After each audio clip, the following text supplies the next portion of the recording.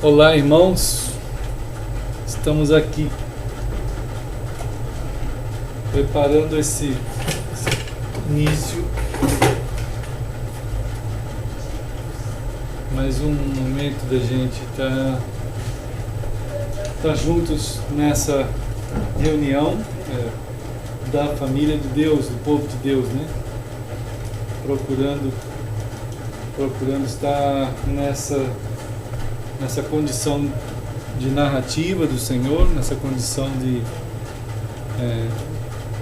estar continuando aquilo que o Senhor fez por causa do amor que Ele tem colocado nos nossos corações, por causa dessa graça e esse mistério, esse ato sobrenatural de Deus que vincula pessoas em toda parte, em todo mundo, os seus chamados que Ele chama para si, para que andem por meio dEle e para Ele.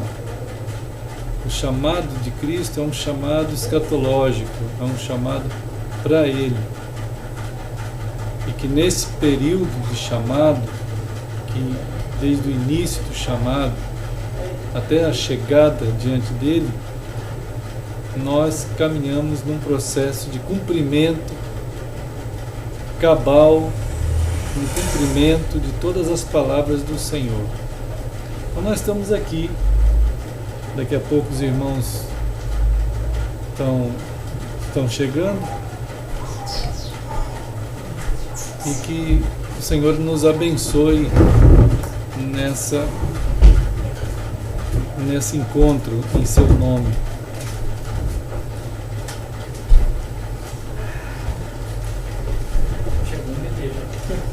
Chegou um bebê?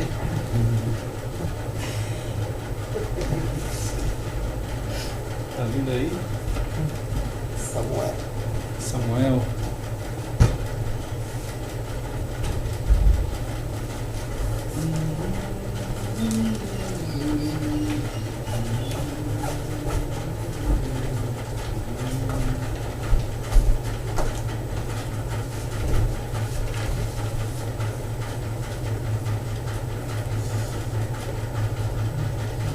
Pois é, né, irmãos queridos? Vamos indo, seguindo. Vamos cada dia sabendo interpretar. Oi, mano! Samuel! Olha lá! Vem cá! Voltou correndo.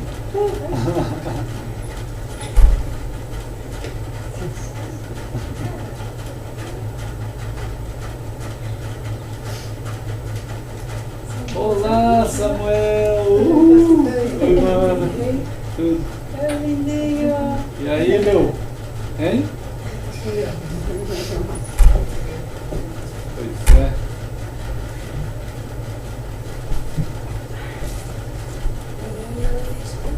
Oi, mano, tudo bem, Macatinha? Vamos continuando.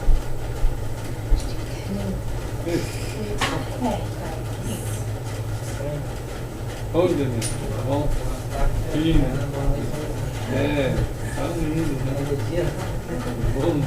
Bom dia, noite. Boa tarde, noite. Boa noite, dia. Crepúsculo. E a gente vai no meio do calor, né, irmãos? Que coisa que tá. Um dia a gente pode ficar ali mesmo. Ali fora. Ah, sim, Indo na praia, vai ser melhor. Assim depois da tardezinha.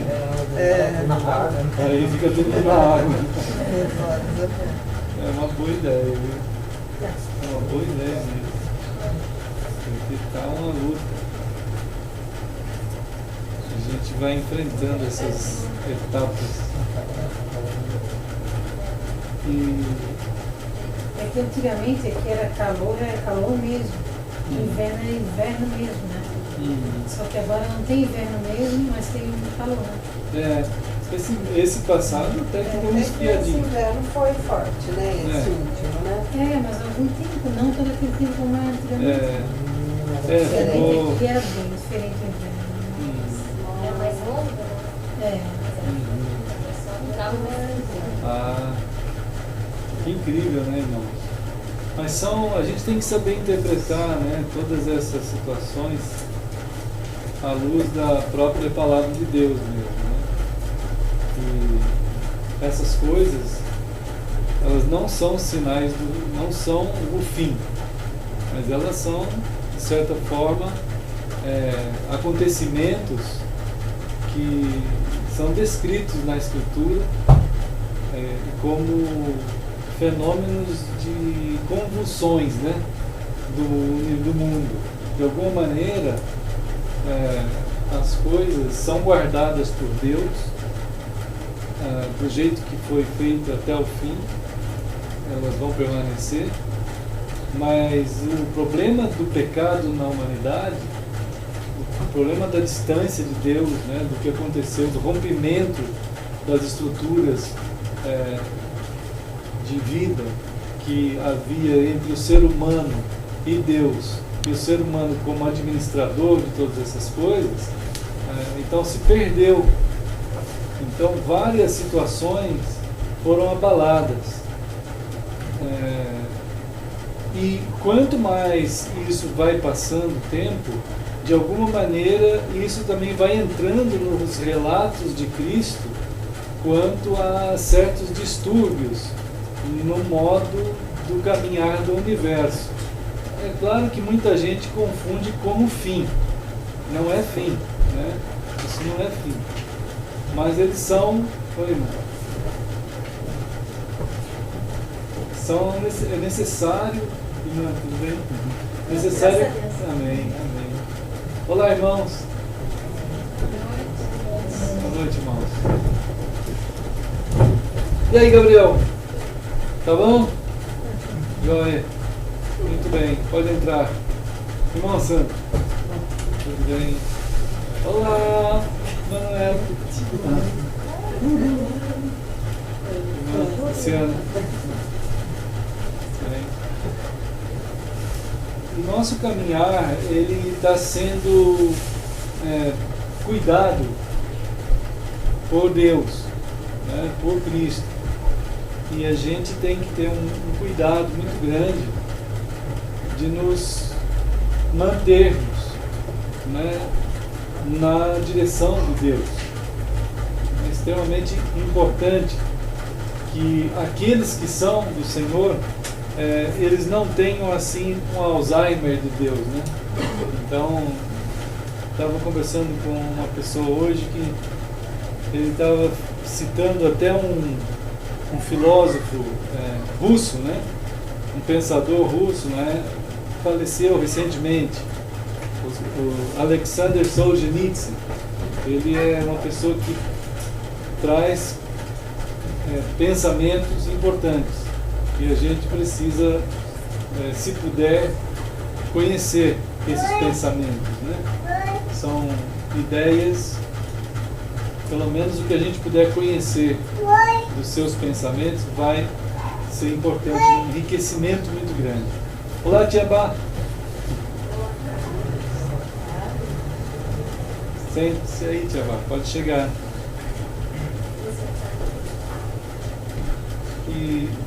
Então todas as desordens assim do mundo, da caminhada, uma das coisas que esse filósofo ele fala, inclusive, oi, mano, eu até escrevi, copiei lá uma das citações dele, que são bem importantes também, uma das mais importantes citações do Alexander Solzhenitsyn, está ali no Face.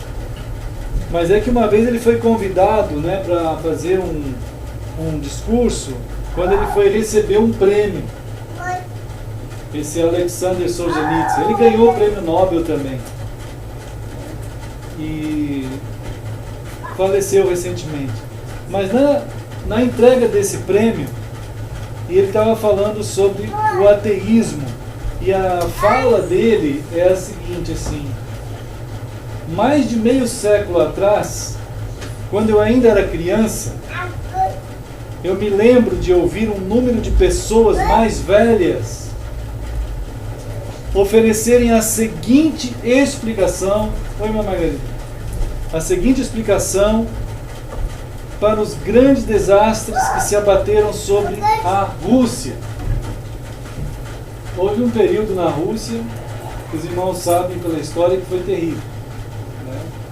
A implantação do comunismo, do socialismo, aquela coisa toda lá. A explicação é a seguinte, que davam para o Alexander Solzhenitsyn quando ele era criança. Diziam para ele assim: os homens se esqueceram de Deus.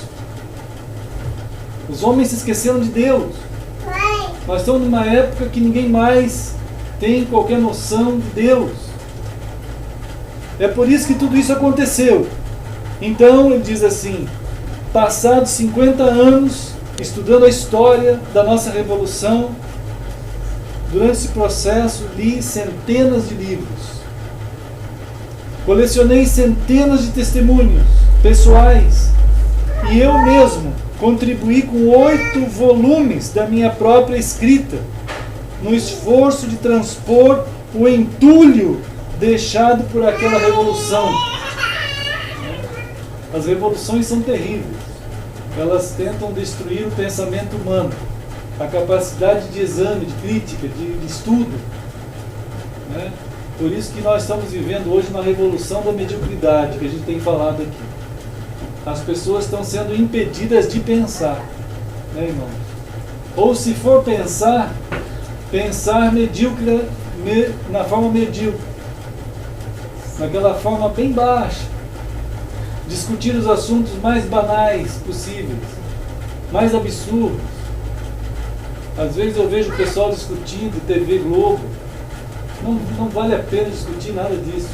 Isso são bobagens, absurdos, são lixo, medíocre.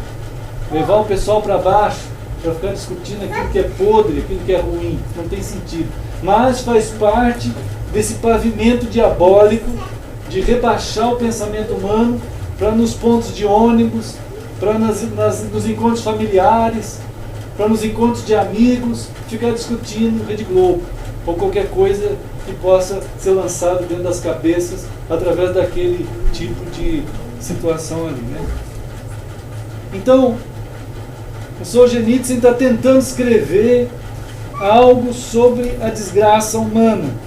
Então ele diz assim: mas se hoje me pedissem para formular de maneira concisa a possível causa da perniciosa revolução que matou mais de 60 milhões da nação dele, hoje, numa recontagem, já se fala em 100 milhões. Uma revolução que mata 100 milhões de um país não é fácil, irmão. É uma situação terrível. Se fosse no Brasil, metade de nós aqui estava morto, né? Então, por causa da revolução que foi imposta ali, né? Hoje está sendo também imposto um tipo de revolução em cima do povo, que a gente está falando sempre, né? Essa revolução da idiotice. É a idiotização das pessoas, né? Tornar as pessoas o mais idiotas possíveis, né? Então, ele conclui assim: o que eu posso dizer, eu não poderia dizer de outra forma, a não ser do que repetir: os homens se esqueceram de Deus, né? Os homens se esqueceram de Deus. Então fiquei pensando na declaração do Alexander Solzhenitsyn, que ele já falecido, mas eu gostaria de conversar com ele se pudesse, né? Naqueles períodos que ele estava vivo. Não deu. A gente só ouve e lê. Mas eu gostaria de dizer para o Alexander Solzhenitsyn que as pessoas, de fato, eles têm uma crença em Deus. Se você hoje, né? Hoje, no mundo de hoje, no mundo da União Soviética, realmente era proibido falar em Deus, ensinar sobre Deus, qualquer coisa desse jeito, né? a crença no mais alto do que você, do inexplicável, do inominável, daquilo que eleva a tua capacidade de ser humano, não pode existir junto quando a nação precisa ser medíocre, precisa ser baixa. Não pode existir. Então tem que abaixar todo mundo, ficar ali. Enfim. Então eu queria dizer a ele que hoje as pessoas, se você perguntar para qualquer um, acho que os irmãos já sabem isso, as pessoas vão dizer assim, se você perguntar, você acredita em Deus? O que as pessoas vão falar? Sim. Né? Todo mundo vai falar assim. Esse é o genérico, esse é o Deus Pan, né? É o Pan-Deus, é o Deus de todo mundo, né? Esse Deus, né? ele é amado, esse Deus ele é assim, ovacionado, esse Deus é aceito, porque é um Deus que todo mundo tem, é o Deus de todo mundo, é o Deus que é igual para todos. É o Deus que foi tornado medíocre igual à mediocridade das pessoas. É o Deus que é aceito por todos. E todos fazem questão de ir acomodando esse Deus cada vez mais na crença de todos. Claro, né, irmãos? Isso é um absurdo. Agora, o Deus das Escrituras, irmãos, o Deus que é o Criador, né, o Deus que nos fez, o Deus que dá um testemunho dele mesmo na criação de tudo que há, o Deus que deu um testemunho dele mesmo nas Escrituras que estão aqui, né? O Deus que dá um testemunho dele mesmo em Cristo, na pessoa de Cristo, que ele mesmo, o Deus, se tornou homem e veio aqui, né, e testificou a respeito de Deus, que é ele mesmo. Esse Deus o pessoal não quer. Esse Deus verdadeiro, cuja verdade é imutável e que chama a gente a ir a ele, a deixar aquilo que não é, né? E estar nele, com ele, por meio dele, como mediação de todas as coisas da nossa vida. Esse é odiado. Esse Deus é odiado, porque as pessoas não querem saber de deixar a sua cômoda situação do jeito que estão, nessa mediocridade que está, né? Então a gente caminha numa anulação da humanidade, né, irmãos? E no meio disso, é claro, no meio disso aí, Deus chama as pessoas, né? Então Deus está chamando as pessoas, está chamando gente, né, irmãos? Vocês se lembram da semana que nós olhamos João 13? Né? A gente deu uma passada pela palavra do Senhor, quando o Senhor falando, esse Deus que criou o universo, que alcançou a gente, né? Então quando Ele nos alcança, o chamado de Cristo, irmãos, para uma pessoa é um chamado escatológico, é um chamado com propósito, é um chamado que tem uma finalidade, é um chamado cujo fim é Ele mesmo. Então o chamado de Cristo é escatológico. Então isso está sendo perdido também pelos cristãos, assim nos dias de hoje. Muitos cristãos, eles estão agindo como se aqui fosse o fim de todas as coisas. Mas a própria experiência de viver, ela mostra para nós que nós estamos aqui temporariamente, é ou não é? Não é, irmão? Nós estamos aqui temporariamente. É como se Deus estivesse o tempo todo falando para nós, pela própria morte, que nós estamos temporariamente aqui. Se estamos temporariamente aqui, nós deveríamos ter um mínimo de atenção à palavra daquele que é eterno. Porque o tempo, como o jargão popular diz, o tempo passa. Né? O tempo passa. Ninguém consegue segurar o tempo. Nem o tempo a gente consegue segurar, como nem o tempo segura nós. Nós somos lisos, nós e o tempo. Cada um escapa um do outro. Né? Não tem como. Agora, a nossa vida, sem estar seguro por Deus, nós estamos numa condição falência e de condição de degeneração absurda e terrível, de uma degradação cada vez mais para baixo, né, irmãos? Uma luta. Então Jesus aqui, ele chama. E no chamar, lá em João 13, ele está apontando nesses dois capítulos, 13 e 14, como nós vimos, para ele mesmo. Em João 13, ele chama os discípulos, como nós estamos fazendo uma recordação aqui, para que nós possamos saber que Deus, ao nos chamar, né, ele está inserindo a gente em um tipo de atitudes e de contexto, né, que vai nos colocar como úteis, gente que serve, gente útil, gente que serve. Então aqui no versículo 12, João 13, 12, né, a gente vê Jesus dizendo que da mesma forma que ele lavou os pés, né, nós também devemos lavar os pés. É uma maneira bastante simples, bastante prática na frente dos discípulos, de dar o exemplo de uma pessoa pronta para servir. É uma pessoa que Deus está chamando gente, Deus está chamando pessoas para que eles saibam que eles serão úteis, eles serão servos, né, de Deus, servos de Deus. Essa consciência não podia deixar a vida deles.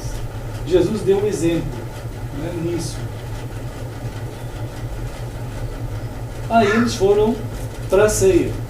Uma vez que tivesse entendido neles a visão de utilidade, né, a visão de significado, de propósito, de servir a Cristo em nome dele, ser servos de Deus, aí eles foram para a ceia. Lá no versículo 21 em diante tem a narrativa da ceia. E é aqui que a gente tem a revelação do traidor e tudo mais.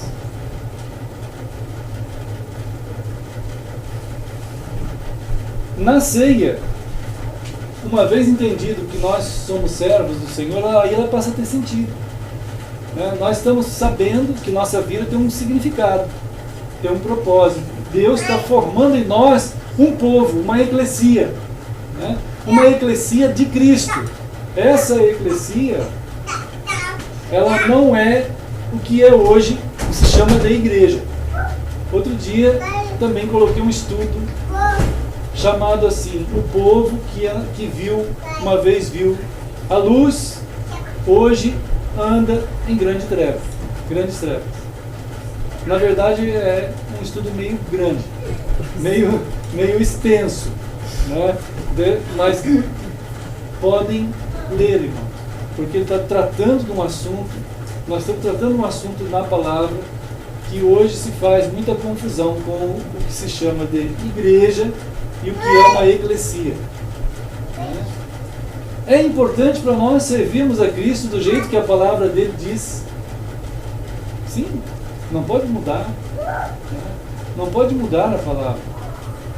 Isso é, inclusive, esse tema do nosso pensamento hoje, é esse, que há de ser feito um esforço mundial de tornar medíocre os pensamentos cristãos, de tal maneira que ninguém vai ver importância se muda alguma coisa ou se não muda. E esse é um dos sinais da manifestação do anticristo, da besta, do falso profeta nos últimos dias. Entende? O homem da iniquidade há de surgir fazendo o quê? Promovendo, né, o abandono da fé, promovendo o desvio da palavra. Eu estava conversando com o André hoje, ele está terminando de ler as 2 cartas de Tessalonicenses, e então a gente estava comentando a escatologia em Tessalonicenses. Né? Essa situação. Oi? Ô Pedro! Não, Jason, Patrícia.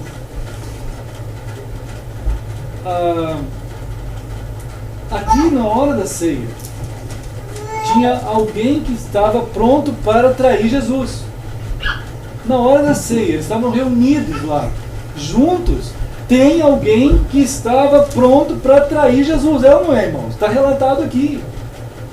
Do grupo dos cristãos, da eclesia, dos chamados. Então, irmãos, a coisa é grave mesmo.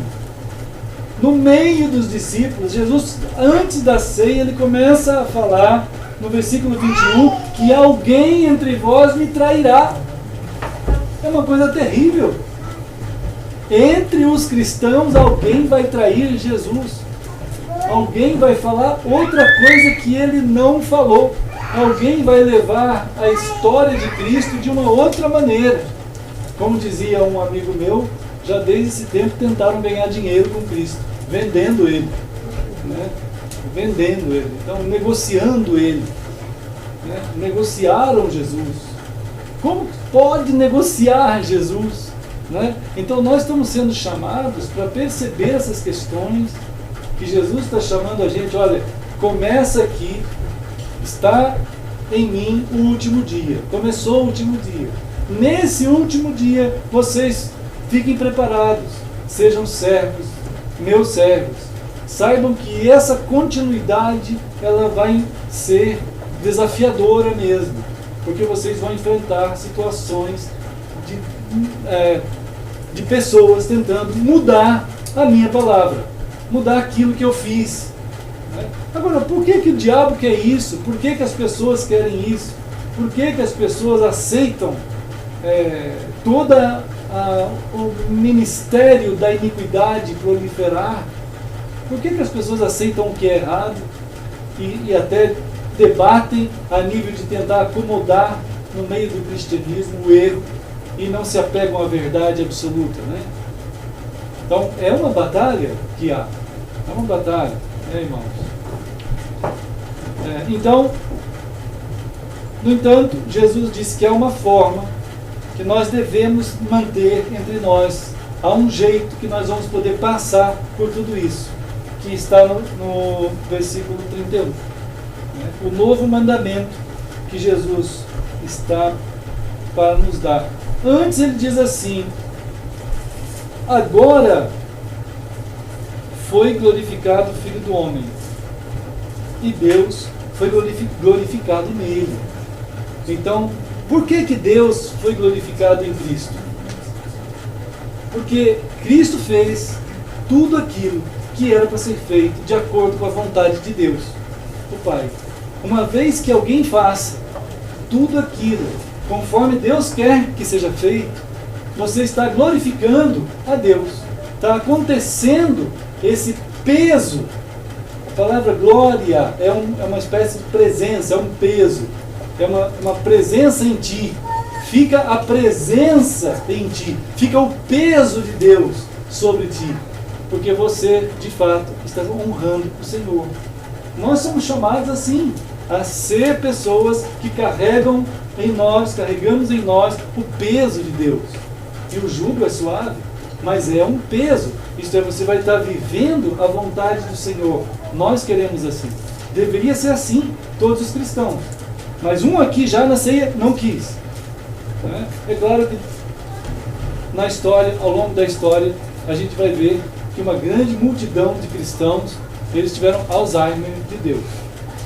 Tiveram Alzheimer do Deus bíblico, do Deus cuja palavra não pode ser mudada. Eles esquecem. Falam que creem em Deus, mas não fazem o que Deus diz. Jesus já tinha falado isso para os próprios fariseus, lembra? Quando ele disse: olha, vocês falam de mim, vocês honram a minha pessoa com os lábios de vocês, mas o coração de vocês, isto é, toda a estrutura que é para fazer a vontade que eu estou dizendo, vocês não estão fazendo. Então nós estamos aqui dando graças ao Senhor, porque nós queremos fazer a vontade do Senhor. Não queremos negociar Cristo, não queremos negociar a palavra do Senhor, não queremos alterar nada. Nós queremos ser os servos, celebrar o Senhor na nossa vida todo o tempo, e ir conforme Ele diz que deve ser até o dia que Ele voltar. Isso é o nosso amém, né, irmãos? É o nosso amém. Então, agora, Jesus no versículo 32, ele diz assim: se Deus foi glorificado nele, em Cristo, porque Cristo fez toda a vontade de Deus, se Deus foi glorificado nele, também Deus o glorificará nele também. Isto é, agora então Deus vai pegar Jesus e vai levar para junto dele lá no céu. E vai fazer isso, e fez. Fez. E então ele diz assim: por conta disso, que Deus vai me glorificar, Deus vai me levar para o céu, por causa dessa glória que precisa acontecer. Então vocês, por um pouco, eu estou convosco. Buscar-me-eis, e o que eu disse aos judeus também digo a vós: para onde eu vou, vós não podeis ir. Agora. Mas lá nós vimos que no versículo 36, Jesus disse que depois nós iríamos. Lembra do versículo 36? Pedro disse: Senhor, para onde vais? Jesus disse: para onde eu vou, vocês não podem me seguir agora. Ele falou de novo, né? Porém, me seguirás. Quer dizer, logo mais vocês vão. Há de chegar o momento que vocês vão. Essa expectativa, irmãos, essa visão, essa palavra, essa fé, na verdade, melhor dizendo ainda, né? Ela nunca deveria ter deixado o coração dos cristãos. Nunca. E essa foi a marca dos primeiros cristãos, pelo menos até o ano 100. Eles tinham uma convicção tão grande que não ia demorar muito e eles iam se encontrar com o Senhor, como ele falou aqui, né? Que chegou ao ponto dos irmãos como nós aqui, que moravam em Tessalônica, eles não faziam mais nada, né? Eles já não trabalhavam, eles já não faziam nada, ficavam todos na casa deles esperando ir para o Senhor. E aí Paulo tem que escrever essa carta aos Tessalonicenses, as duas cartas, falando com eles que eles tinham que tomar um cuidado muito grande, né? Nós vamos chegar em Tessalonicenses já, mas aproveitando a deixa e a indicação do André, né, nós vamos entrar um pouquinho em Tessalonicenses. Nós estamos falando em escatologia, né? Então, Jesus disse lá no versículo 34 que Ele está dando a nós um novo mandamento. Um novo mandamento. Né? E esse mandamento não é o antigo mandamento. O antigo mandamento é que vocês amem uns aos outros, vocês amem como vocês amam a vocês mesmos. Ama o próximo como a ti mesmo. Esse é antigo. Agora tem um novo. O novo mandamento é muito maior que esse. Nós somos chamados a amar uns aos outros entre nós aqui, mas não como eu amo a mim mesmo. Esse não dá certo aqui. Eu vou amar, nós somos chamados por Cristo a amar entre nós como o quê? Como Cristo. Como Cristo nos ama. Isso é muito novo. Que é possível para nós termos esse amor, porque Ele falou que Ele deu esse mandamento para nós. E nós devemos querer ter. Devemos orar, devemos querer muito no nosso coração.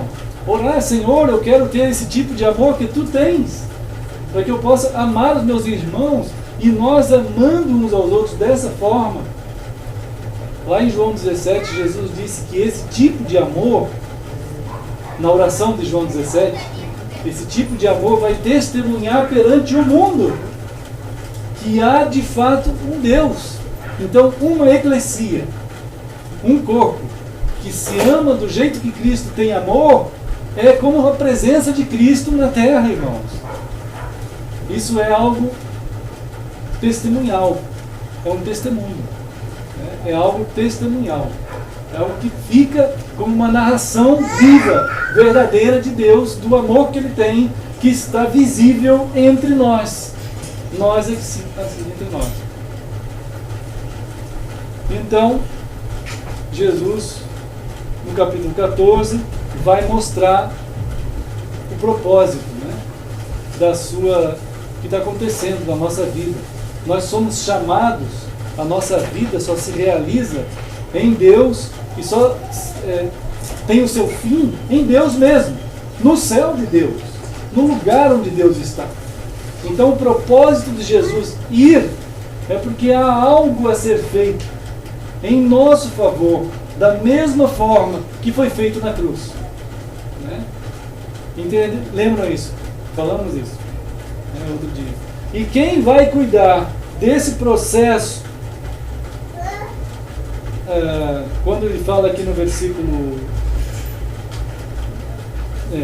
ainda no 13, Pedro, né? Irmãos, Pedro tem sido lembrado aqui porque ele foi lembrado na Escritura, né, como uma pessoa que mostra certas coisas que a gente tem que evitar, né? Pedro, novamente, no 37 e no 38, ele está tentando dizer para Jesus que Jesus vai para algum lugar e ele não pode ir. Ele fala, não é possível, né? Por que não posso te seguir agora?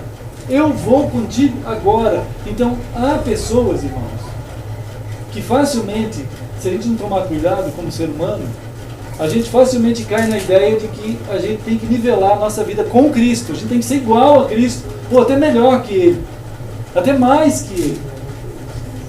Estava conversando com um irmão em São Paulo também essa semana, da nossa coinonia de lá, que até ele mandou um documento sobre crenças escatológicas, né, em que pessoas afirmam que Jesus vem, fica aqui na terra, senta em algum lugar lá em Jerusalém, fica ali um tempo e depois acontece uma grande tribulação, né?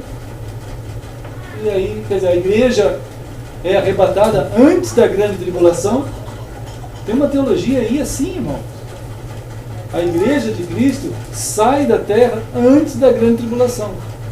Aí Jesus vem, senta em Jerusalém, num trono que vai ter lá, e aí fica aguardando a grande tribulação, aí começam umas guerras, aí depois Jesus vai embora com os novos salvos, que é como se fosse uma lista de espera de salvos. Sabe aquelas escolas que a gente tenta matricular os filhos da gente e não tem vaga? Aí eles põem na lista de espera, né? Aí se der, entra, se não der, não entra. Então esse negócio de pré-tribulacionista é um negócio absurdo, né, irmão? São ideias que surgiram numa época que as pessoas foram conduzidas por pensamentos escatológicos de fim, em que Jesus é um personagem inserido dentro de uma história em que Jesus simplesmente é um figurante. Ele não é um figurante. Jesus é o Senhor, né? A palavra de Deus diz que, vindo à plenitude dos tempos, Deus enviou o seu Filho. Acima de Cristo não tem mais nada e mais ninguém.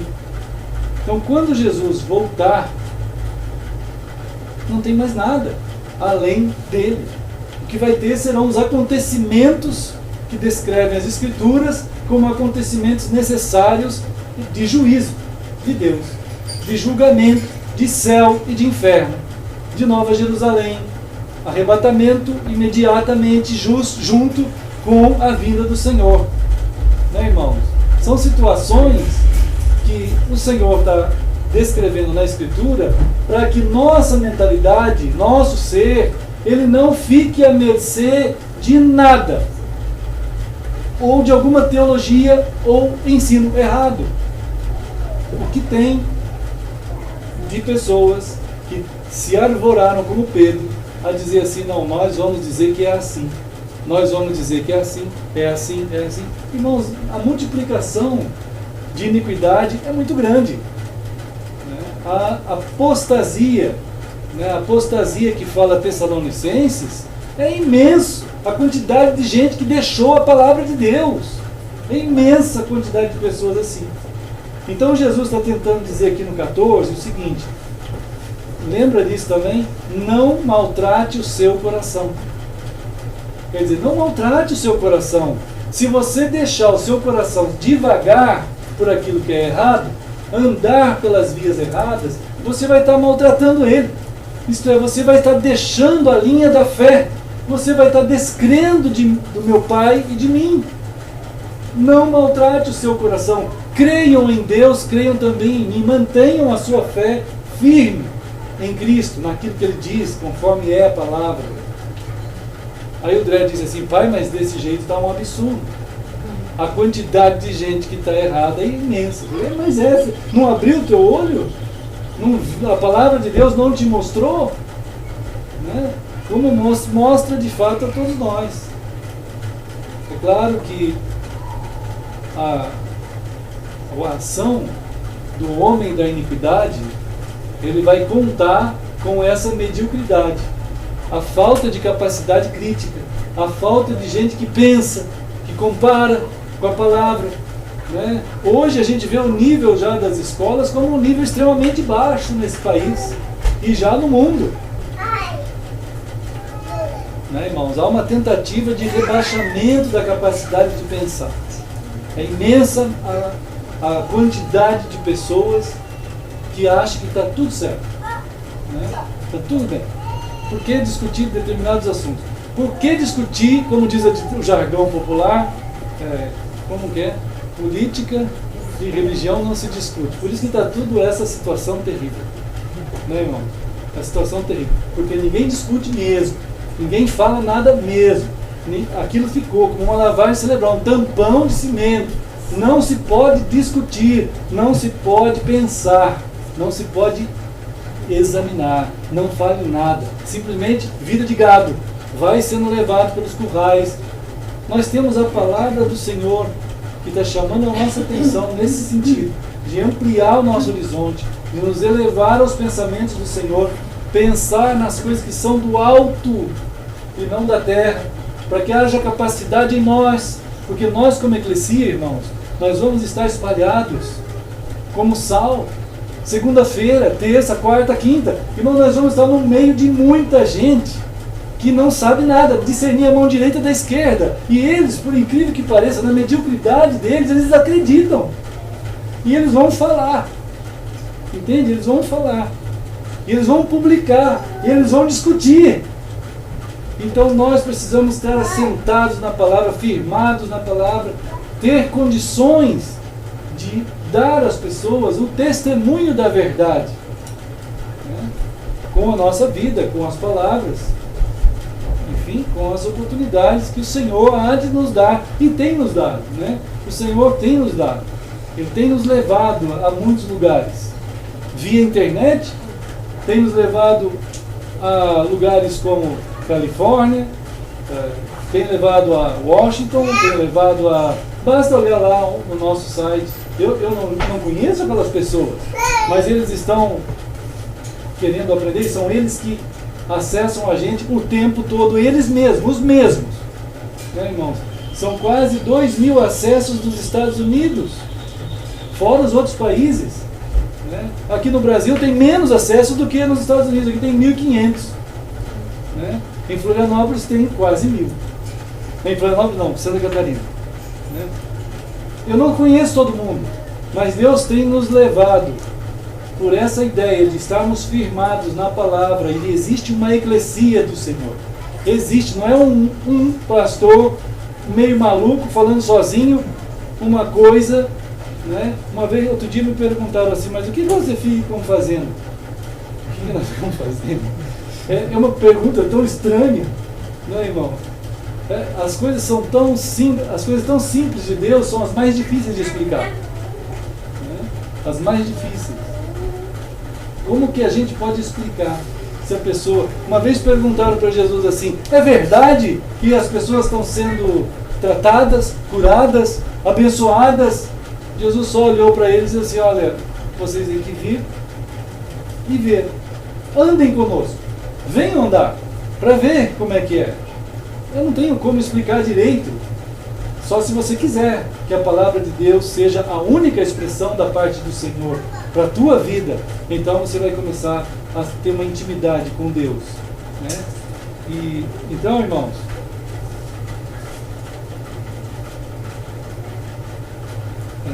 Tessalonicenses, que a gente estava falando, né?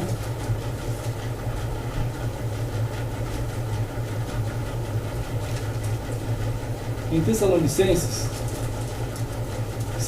segunda carta de Tessalonicenses,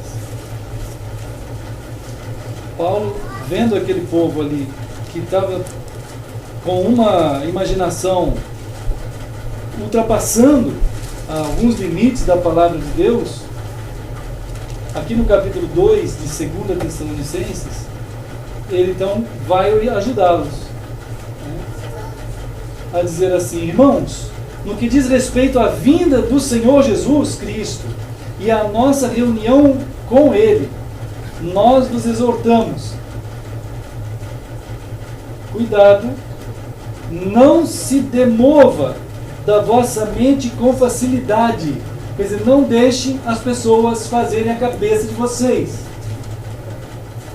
Não vos perturbem, quer por espírito, quer por palavra, quer por epístola, como se procedesse de nós, supondo tenha chegado o dia do Senhor.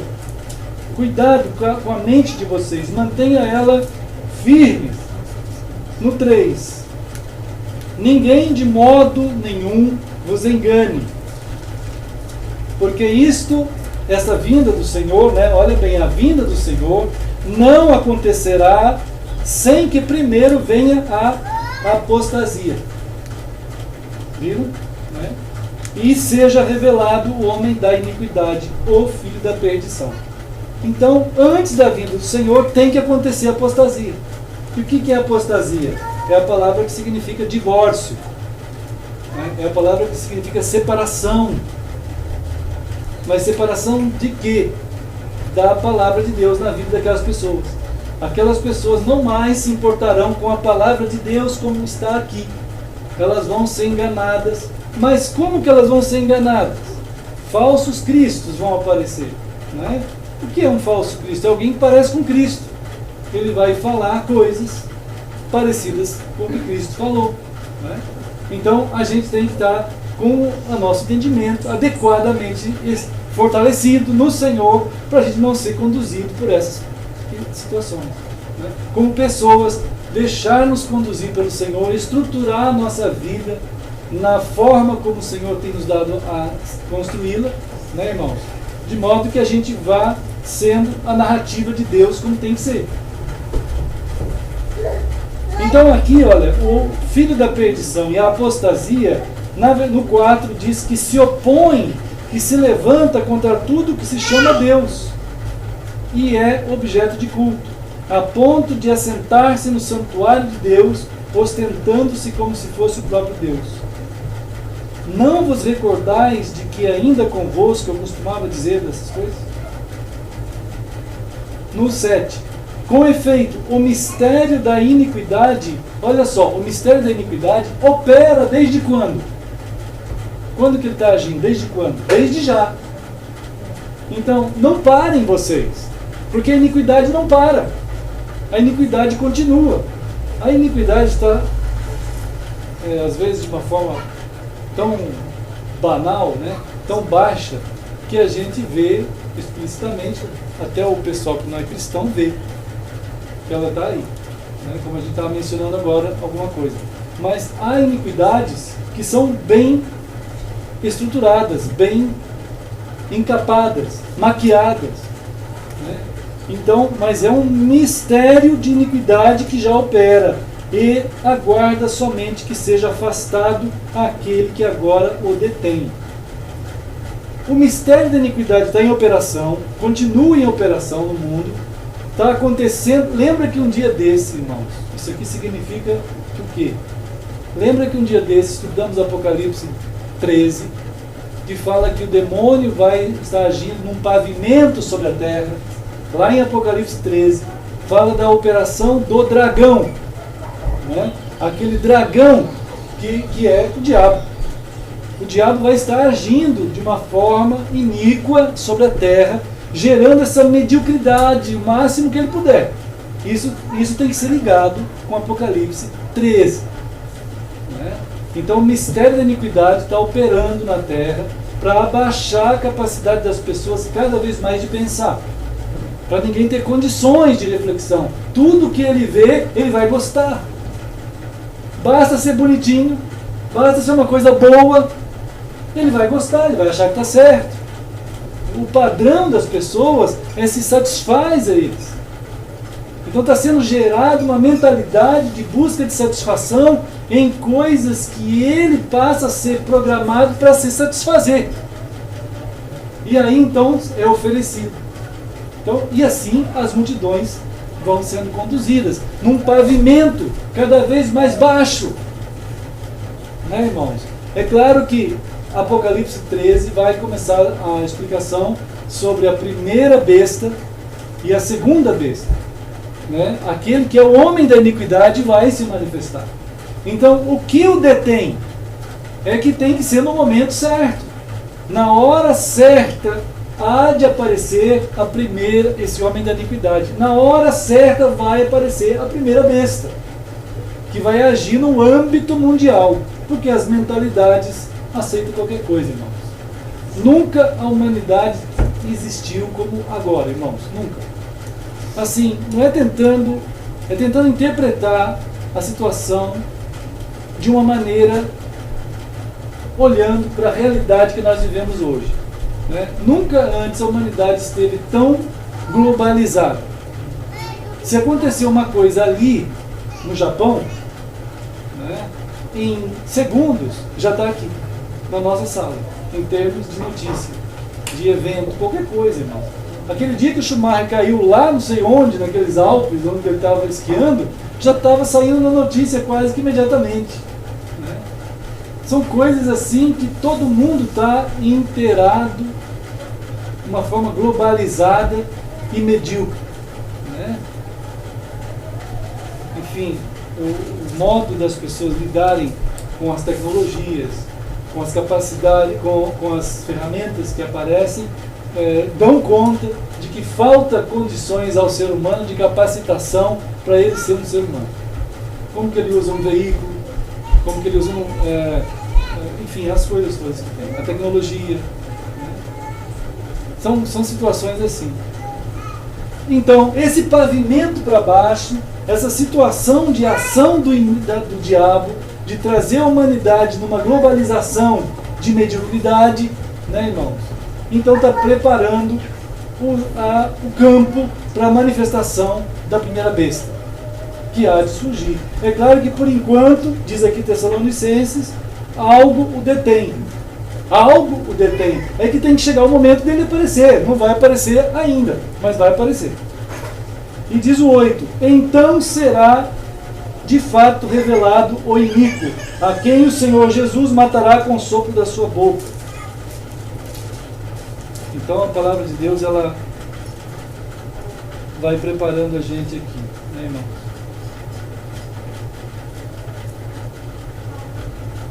Diz aqui no 9, olha só, o aparecimento do iníquo, quando ele aparecer, ele é segundo a eficácia de quem? De Satanás. Lembra de Apocalipse 13? Ele fala isso, que a primeira besta ia receber aquele poder do diabo. E vai agir assim, né? Com todo o poder, sinais e prodígios da mentira. Nós, o povo de Deus, irmãos, não deveríamos ser pessoas... É claro que hoje a igreja, ela é quase um campo de concentração de gente. Ela se transformou num campo de concentração de gente, que as pessoas são habilitadas a se encontrar. Eles não sabem ser eclesia do Senhor quando não estão juntos. A gente é a eclesia do Senhor todo o tempo, irmãos. Todo o tempo. Né? Nós não precisamos de programas especiais para juntar a gente é quem a gente é. O Senhor nos fez e nos capacita para sermos dele, testemunhas dele. Não precisamos de nenhum tipo de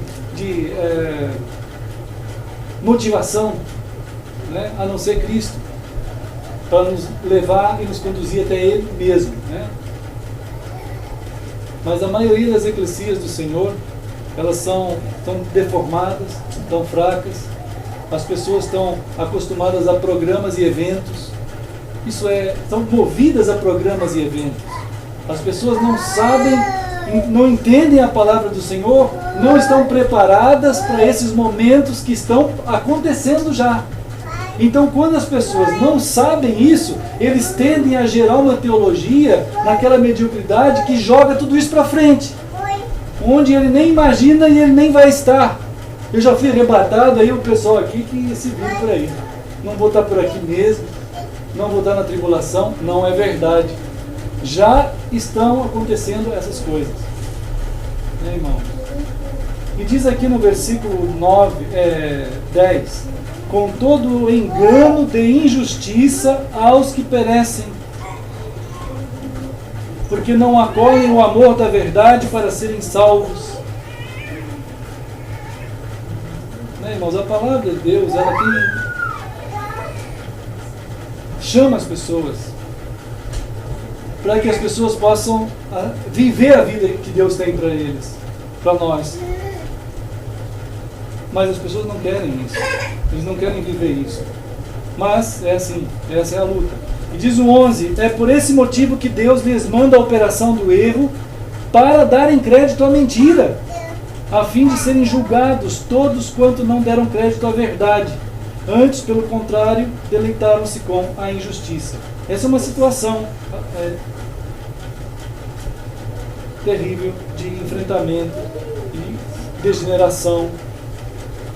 Agora, no 13, ele diz assim: entretanto, nós devemos sempre dar graças a Deus por vós, irmãos, amados pelo Senhor, porque Deus vos escolheu desde o princípio para a salvação, pela santificação do Espírito e fé na verdade, para o que também vos chamou mediante o nosso Evangelho, para alcançardes a glória de nosso Senhor Jesus Cristo. Então, irmãos, permanecei firmes e guardai as tradições que vos foram ensinadas, seja por palavra, seja por epístola. As tradições são palavra e epístola. É o que está escrito. Né, irmãos? Então, o nosso Senhor Jesus Cristo mesmo, e Deus, o nosso Pai, que nos amou e nos deu eterna consolação e boa esperança pela graça, consolem o vosso coração e vos confirmem em toda boa obra e boa palavra. É uma luta, né, irmãos? Então, eu estava pensando, conforme João 7 diz, João no capítulo 7,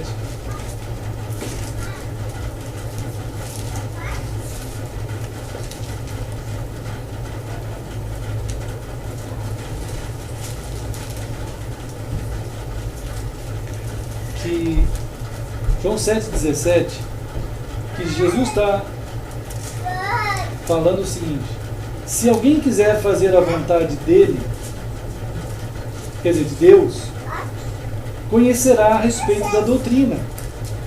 Quer dizer, se nosso coração, a luta é muito grande, está bem aí. Se alguém quiser fazer a vontade, esse é o ponto, né, irmãos? Esse é o ponto. Se a gente quiser, se dentro do nosso coração tiver a vontade de fazer a vontade de Deus, eu quero fazer a vontade de Deus, eu não quero deixar de fazer essa vontade, eu não quero escapar da palavra. Então, se houver isso no coração, se a pessoa quiser fazer a vontade de Deus, então ele vai conhecer a verdade, conhecerá a respeito da palavra, se é de Deus ou não. Mas se quiser fazer a vontade, o problema é que as pessoas ouvem a palavra e não querem fazer a vontade. Eles não querem. Eles só são ouvidores. Assim, tem gente que fica ali, ouve e vai embora. Ouve e vai embora. Então, nós não somos assim. Deus nos chamou a ouvir a palavra. Claro, a palavra vai gerar a fé em nós. Mas ela precisa ter a vontade dentro do nosso coração, de nós querermos, de fato, fazer essa vontade de Deus. Queremos fazer a vontade. Seu telefone, né, amados? Então, em Gênesis 3,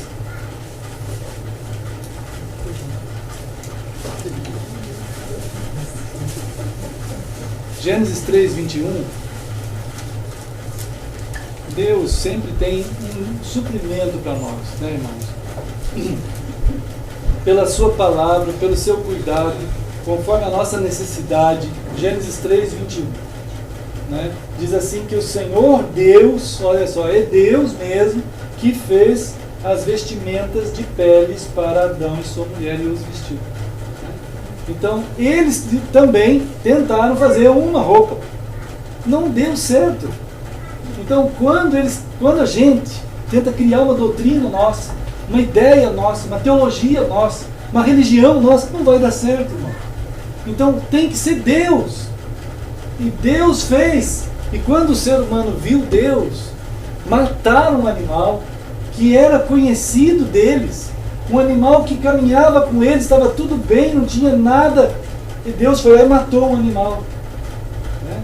Um inocente que foi morto. Então Deus estava pregando para eles que pela morte de um inocente eles seriam vestidos.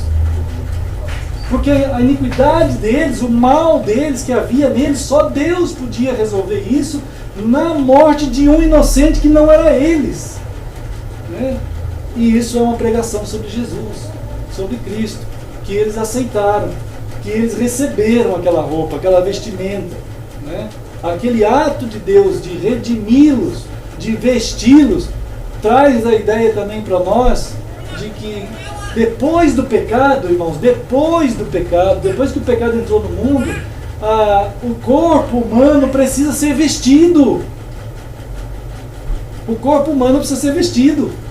Tem alguma coisa que aconteceu, que desvirtuou as estruturas de reflexão humana, de modo de ver, né, as coisas, que é necessário, conforme a gente vê aqui, que o ser humano seja vestido. Ele tem que ser vestido. Mas hoje em dia a gente vê cada vez mais as pessoas ousadamente, maliciosamente, simulando nudez, ou inudez mesmo, por aí, né, irmão? Isso é uma desgraça também para a humanidade. Não precisa usar burca, mas precisa ser vestido. Deus colocou uma veste neles. Né? Então essa é uma necessidade humana, além da redenção em Cristo, uma vestimenta para nós. Às vezes a gente vai às praias e a gente observa as pessoas lá, as pessoas estão nuas, tudo nuas, né, irmão? Tem eu já vi certos tipos de biquínis que acho que é protetor de ciático. Sabe o ciático aqui nos costas? Não é biquíni, aquilo é protetor de ciático. Então é um negócio meio esquisito assim. Então é um negócio estranho, a pessoa está totalmente nua, né?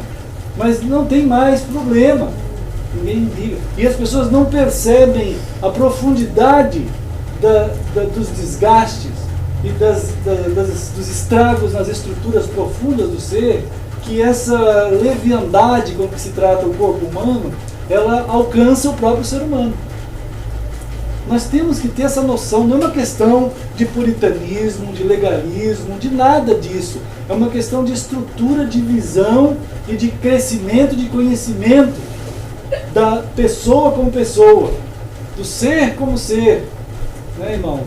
Então há estruturas em nós que carecem de elementos estruturais que o próprio Deus resolve para nós. Não é questão de legalismo, de nada, é que há necessidades. Então Deus é que provê, não é nós pela nossa cabeça. Nós precisamos perguntar a Deus: Deus, como tu provês para nós as tuas coisas? Como tu provês? O Senhor é que deve prover tudo, tudo.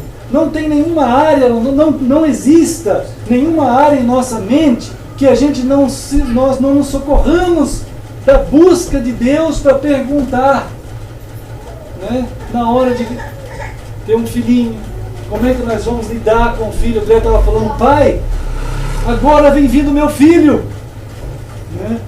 E eu preciso estar firme em Deus. Eu falei, é verdade, filho. E Deus tem dado essa bênção para vocês, é verdade. Mas ele precisa conhecer Jesus, pai. Eu falei, é verdade, filho, isso é verdade. Esse teu querer é santo. Esse teu querer é o mesmo querer de Deus. E ele vai abençoar. Mas como é que eu vou fazer, pai? Então, meu filho, tu já está fazendo, né? Tu já está fazendo. Vocês já estão fazendo. E aí, quando ele começa, ele está sendo amado por vocês. Ele está sendo acarinhado, ele está sendo alvo de oração, né? Ele e o bebê, pode ser ela ou pode ser ele, né? Ele e o bebê. Então, a gente, logo, o olhar dos pais, como é que os pais olham um para o outro, o pai e a mãe, como é que eles se olham. Aquela criança vê, ela vê 100%. Uma criança vê 100%. Nós olhamos uma porcentagem. Não é errado. O adulto é assim. O adulto, a gente está aqui agora e a gente presta atenção, está sentindo um calor danado, mas a gente consegue prestar atenção. A gente está pensando na nossa casa, se foi fechado direito ou não foi, mas a gente continua prestando atenção. O adulto é assim, ele tem áreas de pensamento e ele domina isso. Mas a criança não. A criança é 100% uma coisa. Não pode esquecer, se ele está vendo o teu olhar, ele não tem escapatória, ele só está vendo o teu olhar, é 100%. Se for violento, vai machucar. Se for cheio de ternura, vai causar uma bênção imensa dentro daquele coração. O tom da voz, né? Enfim, a gente precisa aprender com o Senhor. O Senhor nos ensine a ser teus filhos. Cada dia estamos indo com a nossa família para Ti. Então Deus é que provê, né, irmãos? Não pode ser nós provemos nada, né? Deus é que provê. Então, amados,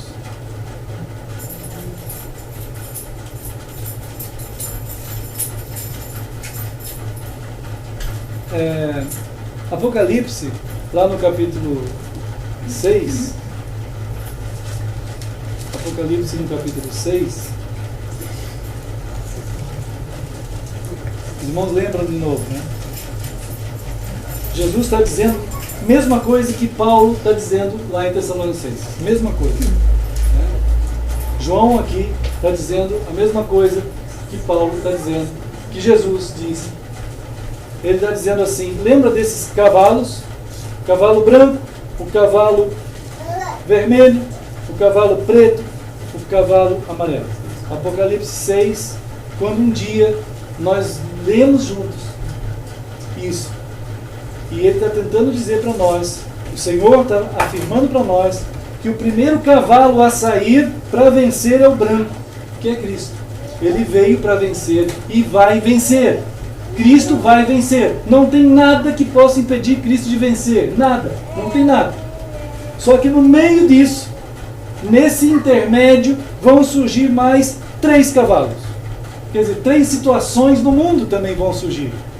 Uma delas é o cavalo vermelho, né? Que são as guerras. As guerras vão surgir. Vão matar muita gente.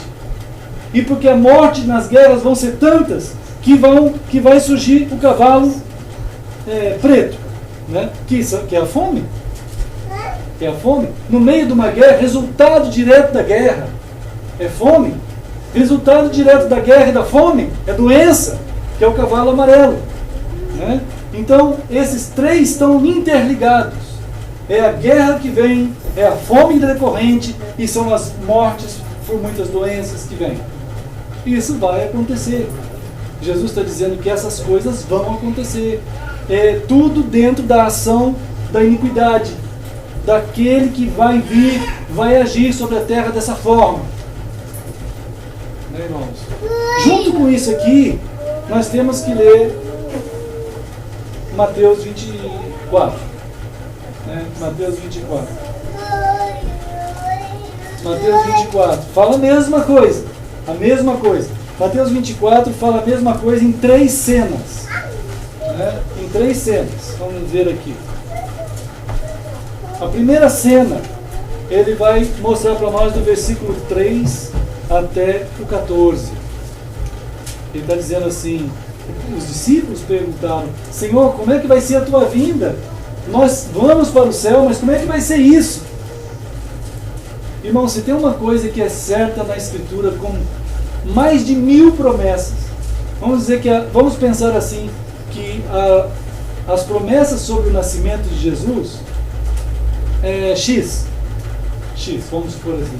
As promessas sobre a vinda de Jesus, a segunda, é 2x.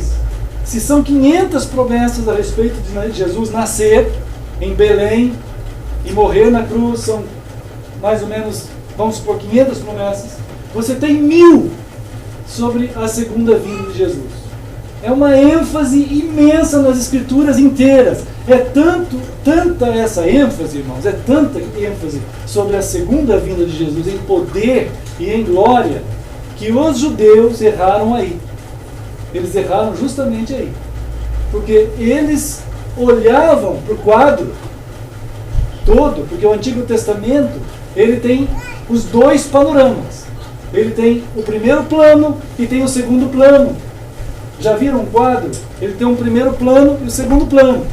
Quando você olha um quadro, você vê a parte que você vê primeiro e uma outra no fundo. A Bíblia é assim. O primeiro plano na Bíblia, ele está apontando para Jesus na cruz. Mas como são poucas, não, são muitas, mas em relação a outra promessa é metade, os judeus, eles olhavam passando por cima, porque para eles olhar para um Messias sofredor era uma vergonha. Por vários fatores, eles pularam a primeira visão e ficaram olhando para o panorama imenso do glorioso Messias, redentor e poderoso que haveria de vir. E ele virá assim mesmo, né? Virá assim mesmo. Jesus virá assim. Aí os judeus ficaram lá olhando para a segunda vinda de Cristo sem serem redimidos. Não foram salvos, porque recusaram, veio para o que era seu e os seus não o receberam. Eles não quiseram saber de Jesus.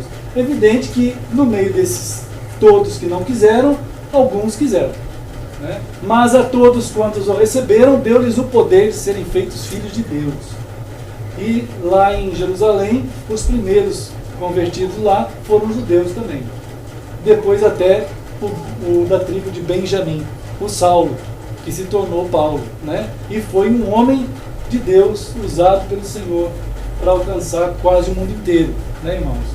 Então, mas ele foi apóstolo dos gentios, sendo levado porque o próprio judeu não queria saber de Cristo, infelizmente, né? Mas a palavra continua sendo pregada. Esse foi um grave erro ali dos judeus que a gente tem que entender. Então perguntaram para Jesus como é que isso ia acontecer.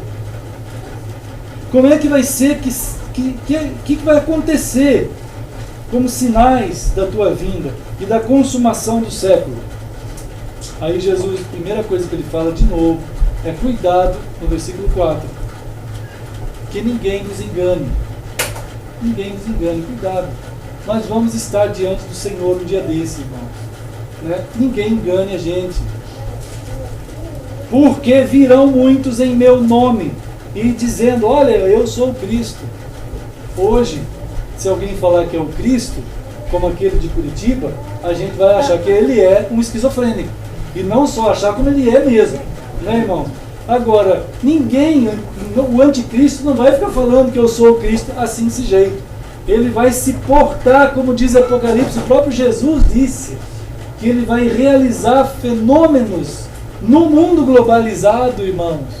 Ele vai agir no mundo globalizado, o mundo está preparado para essa manifestação e ele vai aparecer, né? O mundo está medíocre, o mundo já não pensa mais, qualquer coisa está bom, mas nós não. Os irmãos não serão enganados, irmãos. Nós não queremos ser enganados, nós queremos estar conhecendo o Senhor e fazendo a vontade do Senhor. Nós podemos ser perseguidos, isso sim. Podemos ser discriminados, isso sim. Isso é verdade. Podemos até ser mortos, isso sim, né? Por conta disso aí. Pode acontecer. Já aconteceu. E vai continuar acontecendo. Então diz assim, olha só os cavalos descritos por Jesus. Está vendo? As guerras, rumores de guerras, nação contra nação, fomes, olha o outro cavalo. Está vendo? Terremotos, sereis atribulados, e assim vai. Os cavalos estão sendo descritos aqui. Muitos irão se escandalizar, falsos profetas, a iniquidade vai se multiplicar, o amor vai se esfriar de quase todos.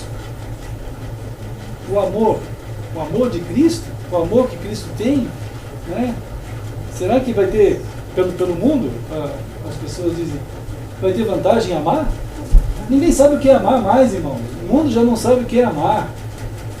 Né? Quando ele fala amor, ele quer dizer assim, eu desejo. Ele não tem sentimento nenhum em relação ao verdadeiro definição de amor. Então, agora, no versículo 14, termina a primeira narrativa do fim, que é, e será pregado este evangelho do reino por todo o mundo, para testemunho a todas as nações, então virá o fim. Isto é, o evangelho é o sinal do fim. O evangelho é o sinal do fim. O povo de Deus que leva o evangelho é que é o sinal do fim. Nós somos o sinal do fim. As outras coisas não são o sinal do fim. Eles são sinais que estão acontecendo, né, que antecedem o fim, antes do fim. Situações antes do fim. Agora, no versículo 15 ao 28, fica firme, irmão. Está quase no fim. Vamos ficar firme. É que eu preciso acabar essa parte aqui. Mas eu mais aqui. Né, irmão? Eu sei que está um calor danado, mas nós vamos tomar água. Eu tinha que trazer água, né? Um pouco, se alguém quisesse. Mas tudo bem, né? Quem quiser água pode tomar água. Assim, ó, Jesus está dizendo assim: quando vocês virem o abominável da desolação, ele até cita que foi falado por Daniel, né? Então, nós temos que ver Daniel, né, irmãos? Tem que dar uma olhadinha rápida em Daniel ali. Então, Daniel 9. Vamos ver Daniel 9. 3 vezes vai falar em Daniel sobre isso que Jesus está dizendo que se cumpriu. Então Daniel se cumpriu. Daniel 9. Então vamos ver. Daniel. Vamos ver aí no versículo 27. Vocês vão identificar aí, irmãos, a palavra abominações e assolador. Consegue identificar essa palavra? Abominações e assolador? Consegue ver? Daniel está falando disso. Daniel 9, 27. 9, 27. Jesus lá no Novo Testamento, ele está usando o termo abominável da desolação. É a mesma coisa. Aqui Daniel vai falar nas abominações e do assolador. É a mesma coisa. Né? Então, aqui em Daniel, está sendo advertido o povo, né, de que haverá uma destruição tão grande, que tudo será ali alcançado, toda aquela cidade será destruída, lá no versículo 26 e 27. Fará cessar o sacrifício e a oferta de manjares, sobre a asa das abominações virá o assolador, até que a destruição que está determinada se derrame sobre ele. Então, Daniel 9, 27. Também Daniel 11, 31. 11, 31. Vai aparecer a palavra abominação desoladora. Irmãos, nós estamos agora fazendo a mesma leitura que Jesus fez e apontou para o seu dia o cumprimento dessas palavras. Nós estamos fazendo, irmãos, dá um arrepio, irmãos, porque Jesus fez esse caminho. Jesus está pegando esses textos e dizendo lá em Mateus, ele faz esse mesmo percurso que nós estamos fazendo. Jesus fez o mesmo para afirmar para os seus discípulos sobre a abominação da desolação daqueles dias. Então, no Daniel 11:31, Jesus está usando o mesmo texto para dizer daquilo lá. Ele está usando esse texto aqui. Deles sairão forças que profanarão o santuário, a fortaleza nossa, e tirarão o sacrifício diário, estabelecendo a abominação desoladora. Certo? Vamos ver agora também Daniel 12:11. Daniel 12:11. Daniel 12:11, irmãos, aqui é precioso demais. Depois do 12:13, Daniel 12:11 diz assim, ó: depois do tempo em que o sacrifício diário for tirado e posta a abominação desoladora, haverá ainda 1290 dias. Bom, é engraçado que muita gente fica preocupada com 1290 dias, ao invés de ficar pensando, né, na abominação desoladora. Quando Jesus olhou esses textos, ele está dizendo, esses textos de Daniel estão apontando para o que há de acontecer agora aqui em Jerusalém na nossa época. Na nossa época. Então, voltando para Mateus 24:15, Jesus está dizendo que o abominável da desolação, predito por Daniel, né? Quem lê entenda, claro. Jesus é o maior professor de hermenêutica que tem, irmãos. Que maravilha! Ele dá aula para nós de como interpretar Daniel. Que aquilo que escrito em Daniel é isso que vai ele falar agora. Né? Aí ele está dizendo o seguinte, que isso aí que Daniel falou é o seguinte: se dois estiverem na Judéia, os que estiverem na Judéia, fujam para os montes. Os que estiverem na Judéia, presta bem atenção. Né? Fujam para os montes. Quem estiver no eirado, não desça para tirar da casa coisa alguma. Quem estiver no campo, não volte atrás para buscar sua capa. Ai das grávidas e das que amamentarem naqueles dias. Orai para que a vossa fuga não se dê no inverno nem no sábado, porque nesse tempo haverá grande tribulação, como desde o princípio do mundo até agora não tem havido e nem haverá jamais. Está vendo? Então isso aqui é a grande tribulação, que aconteceu e nunca mais vai acontecer. Né? Aconteceu e nunca mais vai acontecer. Isto é, isso não tem nada a ver com a vinda de Jesus. Né? São dos sinais que antecedem a vinda, que são antes. E destes sinais, ele está mostrando que desses sinais que antecedem, a abominação da desolação se cumpre. Se cumpre. A abominação da desolação é o ataque que vai acontecer em cima do povo judeu, de tal forma que eles iriam ser atacados lá naqueles dias, né? Que, como ele fala assim, vai ser local a coisa. Quem estiver na Judéia, né? Quem estiver no telhado, quem estiver no campo, quem estiver grávida, claro que vai ser terrível para as grávidas. Como que ela vai correr para fugir? Né? E ainda, cuidado, porque se for no inverno, é terrível. O inverno é muito gelado para fugir. Né? E nem no sábado. Não tem nada a ver com a vinda de Cristo aqui, irmãos. Nada. Tudo isso aconteceu naquele período do ano 70. Quando chegou o ano 70, aconteceu a abominação da desolação. Judéia foi invadida por Roma e aconteceu tudo isso. Tudo isso se cumpriu.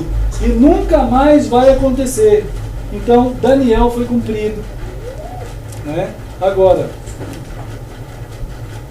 Jesus, ele nota, irmãos, que quando Jesus narra de novo, aqui no segundo episódio, ele inclui detalhes novos do que ele tinha narrado aqui no começo, de 3 a 14. Ele inclui detalhes novos, que até aqui ele tinha falado dos cavalos que iam aparecer, daquelas situações. Mas agora ele também dá outro detalhe, que vai se cumprir, como se cumpriu a abominação da desolação. Isso já foi. Eu já vi muito crente dizer que isso ainda vai ser. Né? Não vai ser. Nunca mais vai ser. Né? Então isso já se cumpriu. A vinda de Cristo toma outras conotações. Né? Mas isso tudo são sinais. E aí, novamente no versículo 23, Jesus vai dizer: cuidado com os falsos profetas e tudo mais. Né? Voltando para Daniel. No 12. Agora, 12. Daniel 12, irmão. Isso é o fim dessa palavra. Mas não é o fim da mensagem. Né? Mas Daniel 12, olha só, irmãos, que coisa linda aqui. Eu tenho que falar, não tem como não falar dos 1290 dias. Né? Tenho que falar. Porque 1290 dias são 3 anos e meio. Nós já estudamos 3 anos e meio do dia. Isso. Haverá ainda 1290 dias. No 11. Já a gente chega no 3. 3 anos e meio. Significa isso. Lembra lá em Apocalipse? Significa metade de um tempo. Metade de um tempo. A linguagem escatológica é igual.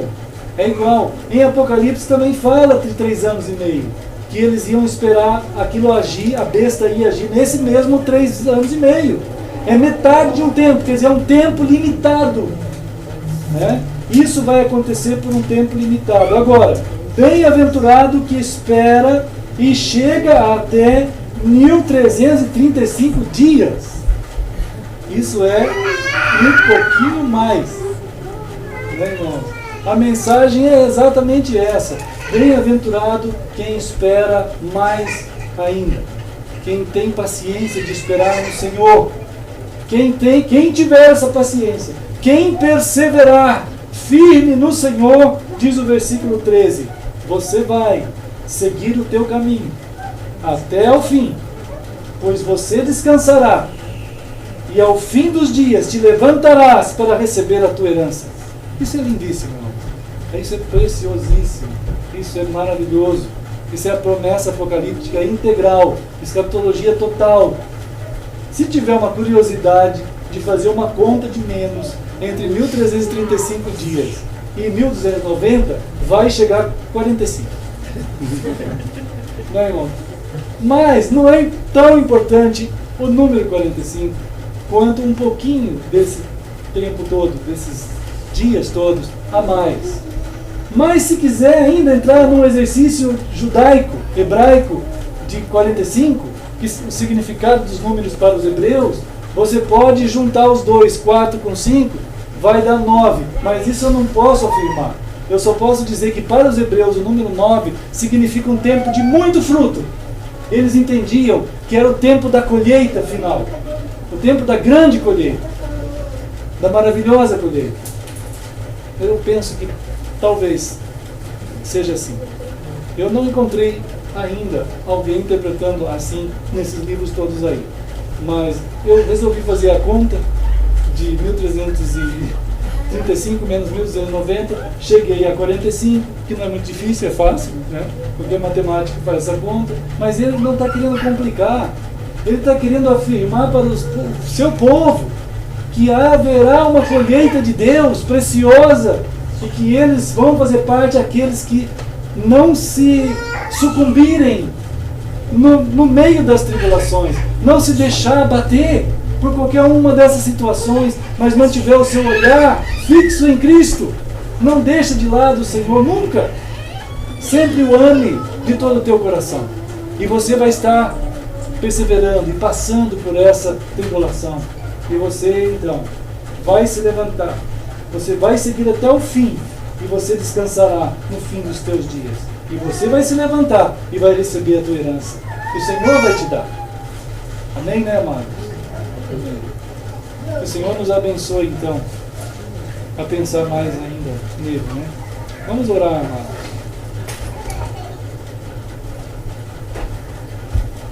Ó Deus querido, nós juntos aqui pedimos a Tua bênção, Senhor. Obrigado pela Tua provisão, que o Senhor nos acolhe em Cristo, nos veste, nos lava com aquele sangue precioso, com aquele envolvimento do Cordeiro em nós, nos toma para Ti como Teus filhos, Pai. Nos fala tão intimamente sobre os acontecimentos dos dias que se seguirão. Nos aponta para Ti mesmo, Senhor. Nos mostra o final de todas as coisas, que é o Senhor mesmo, a nossa herança, a glória que nos espera. Ó Deus, abençoe o Teu pequeno rebanho, o Teu povo, para que a Tua palavra no nosso coração, ela produza frutos benditos da Tua parte, Senhor.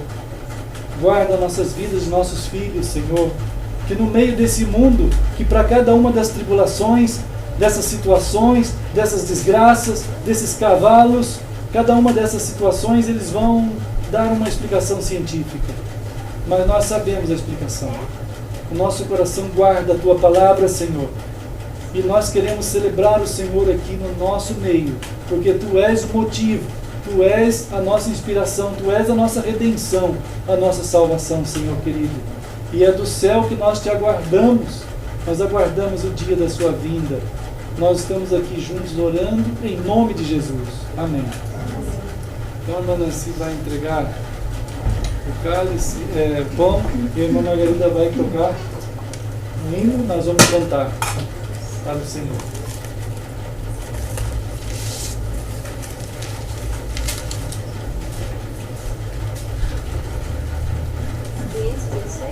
(516) Vamos cantar, amados irmãos, o hino 516. O Senhor seja no nosso coração nesse cântico.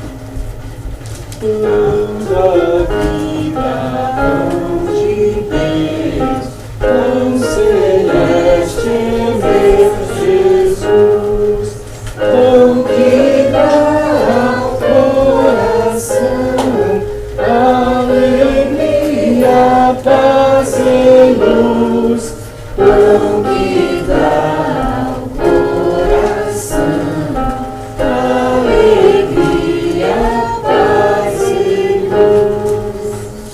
Vem Jesus me abençoar, enche-me de Ti, Senhor, pois desejo Te servir e Te honrar, meu Salvador, pois desejo Te servir e Te honrar, meu Salvador.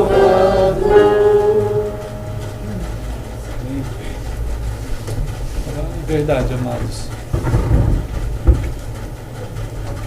Irmãos, Jesus reuniu os seus discípulos e assim como está escrito em Mateus 26, também nós vamos fazer agora, né? Enquanto eles comiam, Jesus pegou o pão e abençoou aquele pão. Então, oremos.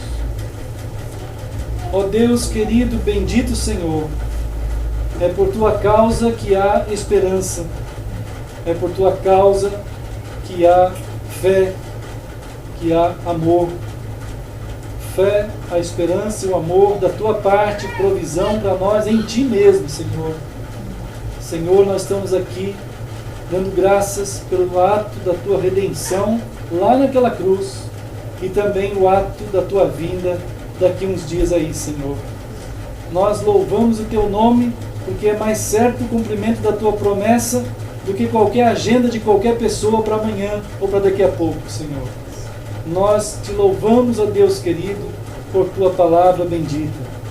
E em nome de Jesus oramos. Amém. Então, Jesus partiu, deu aos discípulos, dizendo: tomai, comei, isto é o meu corpo. E assim como Jesus ordenou, façamos.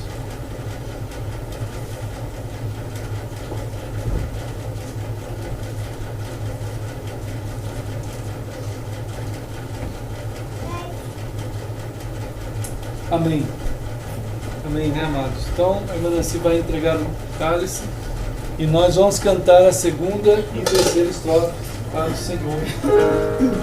Sangue que Jesus verteu, não é eficaz. Este sangue ao coração, força, amor e vida traz. Este sangue ao coração, força, amor e vida traz. Vem Jesus me abençoar, enche-me de ti, Senhor, pois desejo te servir e te honrar, meu Salvador, pois desejo te servir e te honrar, meu Salvador.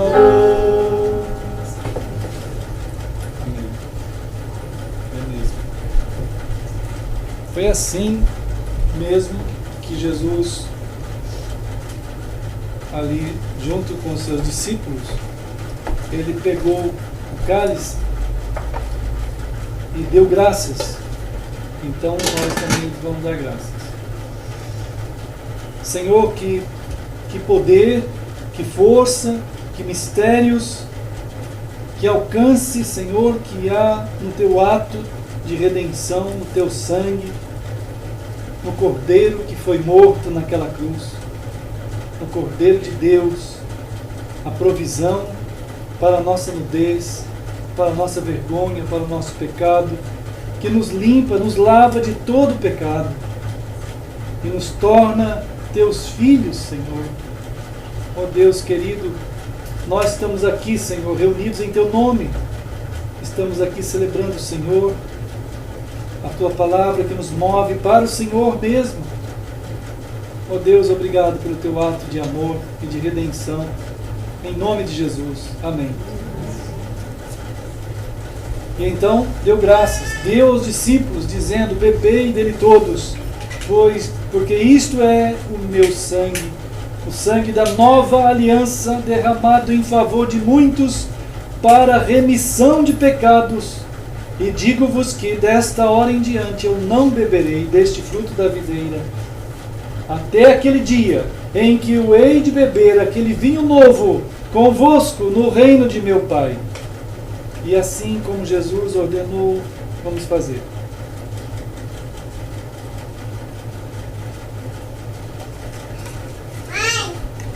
Ó Deus querido, nós fizemos a tua família aqui reunida, Senhor, como tu ordenaste. Obrigado por esta mesa servida por ti, por esses amados no Senhor. Assim nós celebramos em nome de Jesus. Amém. Então, amados, essa semana fez aniversário do Emanuel. Então hoje tem aí um bolinho que a mãe dele fez. Então nós queremos agradecer a Deus. São 14 anos, né, Emanuel? Fez dia 29. Então, vamos orar pela... Alguém mais aniversariou esses dias aqui? Irmã Ana, vem aqui para a gente orar junto com o Emanuel. Ah, tá com o bebê dormindo. Então fica aí mesmo. Tá com o Samuel dormindo, né? Mas vamos orar, porque, amados, é uma bênção, né? Assim, quando a vida da gente, dentro do tempo, ela tem um entendimento, né, que Moisés teve, que a gente está guardado pelo Senhor. Então, que Deus abençoe o Emanuel, nesse continuidade da tua vida em Cristo, Emanuel. Viu? Queira muito o Senhor, ame Ele de todo o teu coração, você e tua mãe também, vocês dois. Deus tem alcançado vocês. E para nós é uma bênção ver vocês querendo o Senhor. Né? E também a irmã Ana, Deus abençoe, te fortaleça, né? Tem visto teus filhos e netos indo para o caminho do Senhor. Isso é uma grande bênção.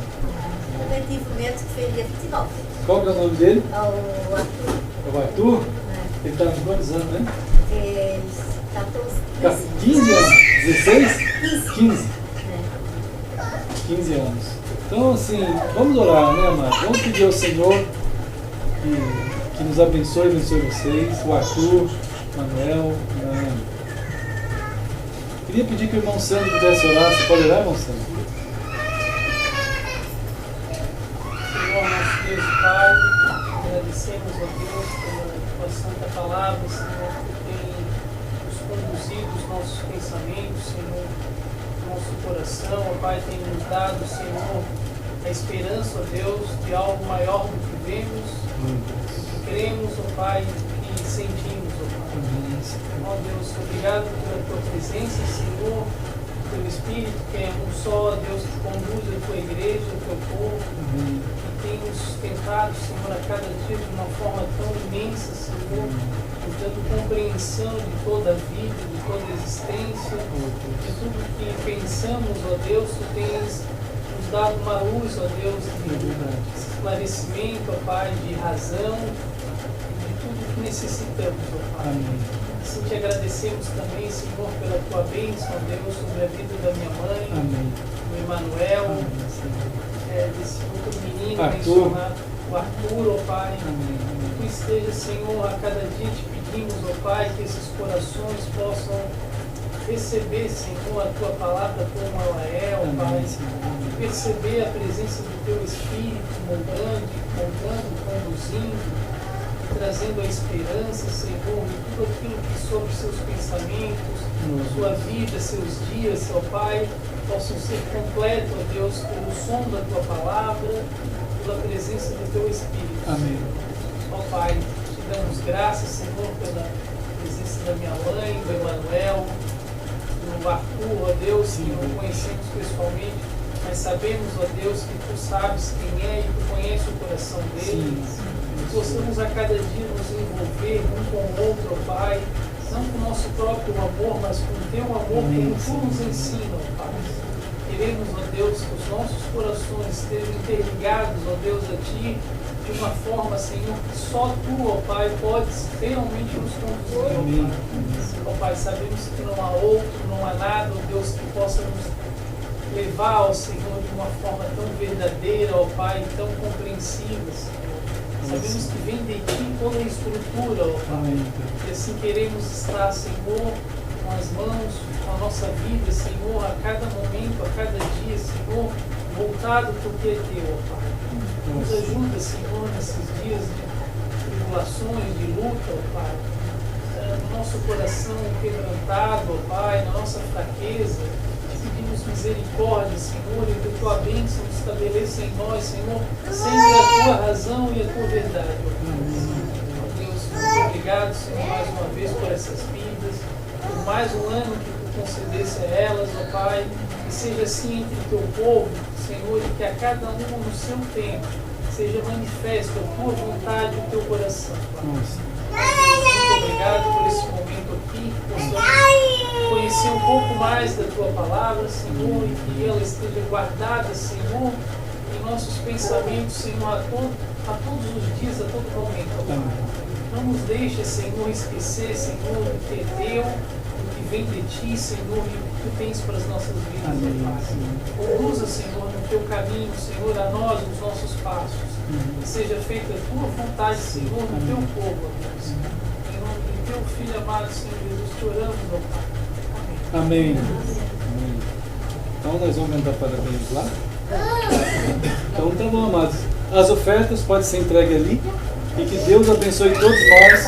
E vamos seguir ali que tem um bolinho. E tem também um refrizinho. E tem uma água.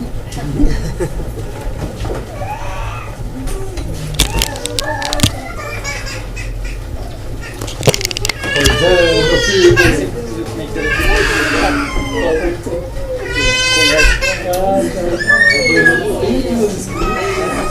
Às vezes tá cheio. Emanuel, Deus abençoe, Emanuel. Fica firme, parabéns. Agora nós vamos ali pegar bom e vamos cantar. Vamos comigo também. Deus abençoe, irmão. Da pergunta Terezinha, porque vocês começam. O que foi com a gente? Que a gente foi lá. Vamos ver quem está falando aqui agora, dando um recado. Porque só chegando, já peguei o ônibus. E ela também, ó, pegou da terra. Aí cheguei lá da terra, logo peguei também. Deus abençoe todos que estavam conosco aqui na hora nesse momento. Deus abençoe todos os amados irmãos que puderam participar aqui. Estou vendo assim recados aqui pelo Face. A irmã Emília, amada irmã Emília Silvestre, de tantas lutas no Senhor e de termos podido ser esse reencontro agora. E Deus guarde todos vocês, amados irmãos, em toda parte onde vocês estão. Fortaleça esse amor de Cristo nos corações, que nós o aguardemos com esse amor. E quando ele chegar, esse amor será reconhecido como o seu próprio amor. Então que Deus abençoe todos. E vamos assim, seguindo na graça de Deus, o pessoal do Rio de Janeiro, o André, Letícia, o Bebê, o pessoal de Campinas, o pessoal, o irmão Daniel, a amada irmã, a esposa, o irmão Luciano também a esposa, o Edson e minha mãe, a Silene, e a Priscila, o Cris, Danilo e a família, a todos os amados da Eclesia de Campinas. Com a graça de Deus estaremos aí juntos dia 11. Deus abençoe todos e fortaleça os irmãos que estão em toda parte do mundo, em lugares tão distantes daqui, nós de vocês, mas estão perto no amor eterno de Jesus Cristo. Deus os guarde sempre, em nome de Jesus. Oi, irmão. Pedir para não se desfocasse muito cedo esse cheque, mas eu já vou botar porque acho Você acha quando? não, é só assim, não amanhã. Não. Assim, dia 5, dia 4, é porque eu recebo o terceiro dia 1. Claro, Tá? tá bom. Dia 5. Tá? Tá bom, irmão. Tá bom. Mas é como, né? Mais pra frente. É, E aí, tá tudo bem? tô calor, tá me dando uma... Parabéns. Menininha que tá nessa cabelo nova, Não, é esse cabelo claro, mesmo assim... Não adianta muito, né? Eu acho que lá no tempo é ataque a rinite, né? Aí tu escolhe, passa calor ou fica rinite. A gente tem que fazer o peso e ver o menos mal. Normal, né? Aí eu não fico muito, né? É verdade. Mas não tem Tudo bem, jeito, irmão? Conseguimos passar? Não, mas a gente tem que ir lutando mesmo, vai, verdade. Entrando na água e se aguando e água E aí vai ter que escolher, ou fica Não, eu vou ir ali, deixa eu só fechar aqui.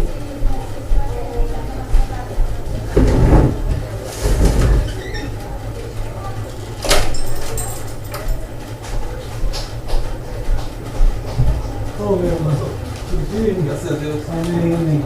Amém. Eu fechei ali, né? Tá, tudo bem? Só vou pegar uma coisa.